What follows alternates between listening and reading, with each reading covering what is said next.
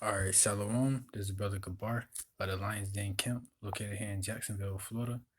All right, and before I hop into this lesson, I want to give all praises to the Most High in the true Hebrew names and in the Hebrew tongue. So call Halayim, La Yahweh, Bahashem, Yahweh Bahashem, Ha Rakah Kodash Ma'amath. Double honor to the apostles and elders of GMS. Double honors to my elder as well, of Herwan. And shalom to you, brothers and sisters, pushing and keeping this truth and faith and sincerity until the end, man. All right. So as you can see, the title of this lesson is "It's Okay to Be a Black Sheep." And by black sheep, I just mean it's okay to stand out and to be set apart. You know, to be different in regards to being in this truth, man, and being set apart. From this world and the ways of this world, which is ultimately wickedness. And standing out. And being set apart from 2/3, man. You know. So I'm just get a definition of black sheep real quick. It says, in the English language, black sheep is a idiom used to describe a member of a group different from the rest, especially within a family who does not fit in. All right. So I'm mainly focusing on different from the rest and who does not fit in, man. Because if you are a man of the Lord, believing on Yahweh Shem Yahweh, you are different from the rest of the 2/3 out here, man. You are different from, the, you know, yeah, Salaki, you are different from the 2/3, man, because you believing on Yahweh Bashem Yahweh. You keeping these laws, statutes, and commandments to the best of your abilities, man. Our spirits are different, man. We are different from the rest, you know, because we have the spirit of Yahweh Bashem Yahweh. All right, and 2/3 Negroes, Latinos, and Native Americans, you know what I'm saying? They got the spirit of the world, man. And it says who does not fit in, man. So it's cool to not fit in, especially if it's for righteousness sake. Why would we want to fit in with the wicked anyway, man? All right. Hold on, I want to go back to that real quick.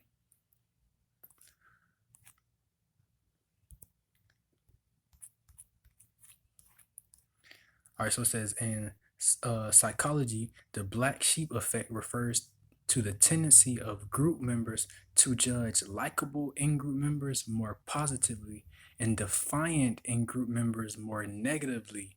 All right, and that's so true, man. Because if you conform to the world, you're going along with the ways of the world. Believing on these false gods and philosophies, condoning in these are practicing these and condoning these holidays and these customs of the world, just everything of the world, you view more positively, man. You fit in, you know what I'm saying? But as soon as you display something other than this world, being down with this world, which is being down with wickedness, as soon as you display righteousness, man, all right, you get judged more negatively, man. And you see that more negatively, you know, when ultimately what you're doing is righteous and should be seen as as the most positive thing somebody can do, man. Follow after Yahweh Hashem Yahweh Shah. All right. So again, man, this lesson is going to, it's okay to be a black sheep, man. It's okay to be different and set apart from this world and set apart from the wickedness and 2/3 of our people. All right, so the first scripture I'm going to get is the book of Deuteronomy, chapter 7, verse 6. And it says, for thou art an holy people unto the Lord thy God. The Lord thy God hath chosen thee to be a special people unto himself above all people that are upon the face of the earth. All right, so plain and simple, man, the Lord chose the Israelites, so-called Negroes, Latinos, and Native Americans to be a special people, man, unto himself above all people that are upon the face of the earth. All right, we were set up to be different, man. We were set up to be set apart from the rest of the world, man, in righteousness. All right, but you got 2/3 of our people who have since conformed to the world, man. So they blend in with all the other sheep. But those black sheep are those hopeful elect and those that sincerely believe on Yahweh Shem Yahweh Shah, man. The ones who remember that we are Israelites, man, God's chosen people, his special people, set apart from the rest of the world and all other people. All right. And again, and we know it ain't nothing wrong with that. Because what we're doing is a righteous thing, man, to turn unto Yahweh Hashem Yahushua and away from this world. All right, so this is the book of Romans, chapter 12, starting at 1, verse 1. I beseech you, therefore, brethren, by the mercies of Yahweh, that ye present your bodies a living sacrifice, which is acceptable unto God, Yahweh, which is your reasonable service, man. All right. So being in this truth, following after Yahweh Hashem Yahushua, that's exactly what we're doing. Presenting our bodies as a living sacrifice, man. You know, doing the work in the will of our Father, going out into the highways and byways, you know, doing your due diligence in this truth, man. All right. And it says, which is your reasonable service, man.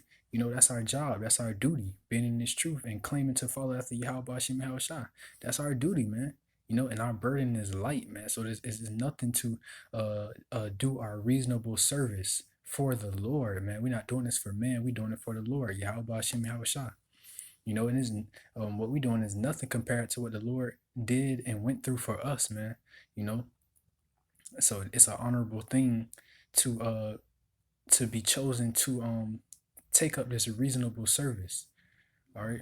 And it says, verse 2, which is the point, and be not conformed to this world, but be ye transformed by the renewing of your mind, that ye may prove what is that good and acceptable and perfect will of God, Yahweh, man. All right. So the point was, and be not conformed to this world, but be ye transformed by the renewing of your mind, man. All right.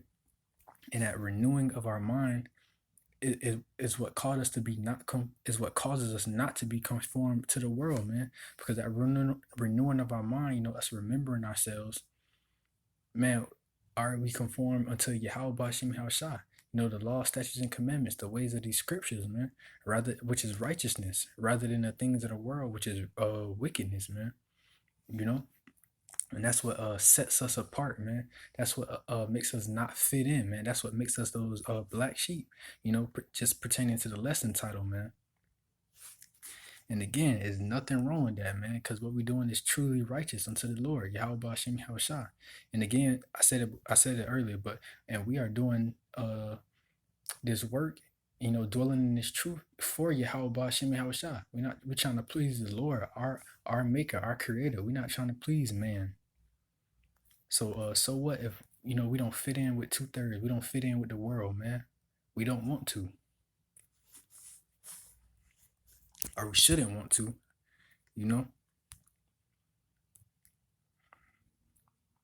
All right, so this is the book of John, 1 John chapter 2, verse 15.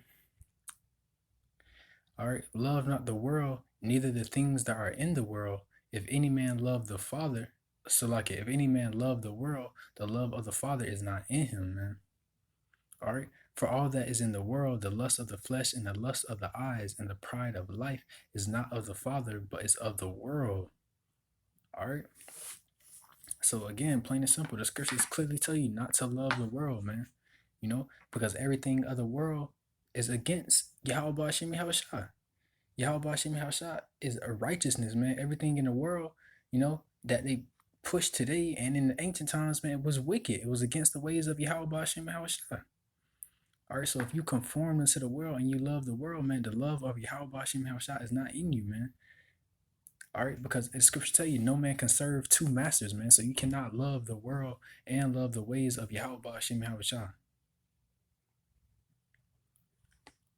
You know, and you clearly see that with 2/3 of our people, man. They be so in love with the world, they hear the truth, and it's like they hear the truth, you know what I'm saying? They hear Yahweh Hashem Yahushua, they hear the prophecies, they hear that true name, the true image, they hear that the Israelites, Negroes, Latinos, and Native Americans are his chosen people, and it's like you insulted them. All right, because they so in love with the world, man, that they cannot love the Father, Yahweh Hashem Yahushua, are his words, are his men. All right. And I'm gonna keep going. And his next precepts come out of the book of James, chapter 4, verse 4. All right, so this book of James, chapter 4, verse 4. Ye adulterers and adulteress, know ye not that the friendship of Salakia, ye adulterers and adulteress, know ye not that the friendship of the world is enmity with God, Yahweh? Whosoever therefore will be a friend of the world is the enemy of God, Yahweh Hashem Yahushua, man. All right, and I'm gonna just get that word enmity real quick because it just goes so well with this lesson. All right, so enmity, the state or feeling of being actively opposed or hostile to someone or something, man. All right. So, man, clearly 2/3 of our people who are friends to the world and love the world, they are actively opposed to this truth, man. All right, in various times they have been hostile towards it as well, man, wanting to buck up, at the prophets out on the highways and byways, want to get rowdy all in the comment section. 2/3 of our people clearly have enmity, man, towards the Lord, all right, and towards His word and towards His men, man, who are pushing His word, doing the will of our fathers, man. All right. So again, man, you cannot be a friend of the world, and love the world and love the Father, Yahweh Hashem Yahushua. You know, um, sweet water can't mix with bitter, man. I forgot how the phrase goes, but I believe y'all get the point, man.